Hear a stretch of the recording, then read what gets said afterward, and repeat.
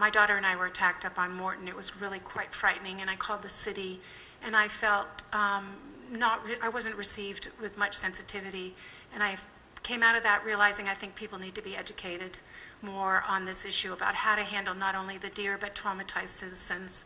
And I think you should start up a task force, and I think you should include ODFW. There's a lot of passing the buck back and forth, excuse my pun. This is a picture of our dog Jenny, who we adopted about 3 years ago. And the first time I took her for a walk in Ashland was early in the morning, about 5:30 a.m.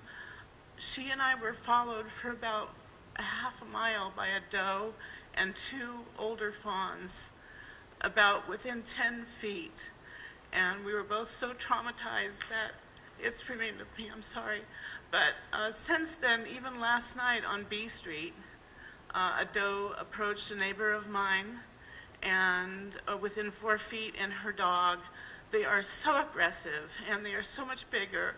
And I walk with a cane sometimes because I need to defend myself. I had knee surgery last year, and we're afraid. We're all afraid. I sustained a large gash in my thigh, which is I had to go to the wound center for about 2 months. I fractured 2 metatarsals in my foot. Since that time, I've been grateful that the injuries that I sustained from the buck that was in my carport, it leapt out when I went into the carport, that I am able to sit here in front of you today. If it would have been any other parts of my body, I might not be able to be here. I've been in Ashland since 1985, and for people who say that the deer were here first, I don't think so, because they hardly ever saw them for the first, 15 years that I lived at the property where I live now.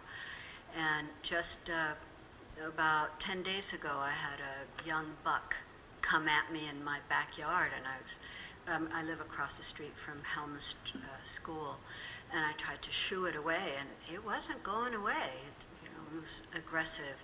So I'm really glad you're going to have that meeting. I really support the idea of a task force, and I think we've got to involve Fish and Wildlife. It's not enough to say the city can't do anything, it's Fish and Wildlife.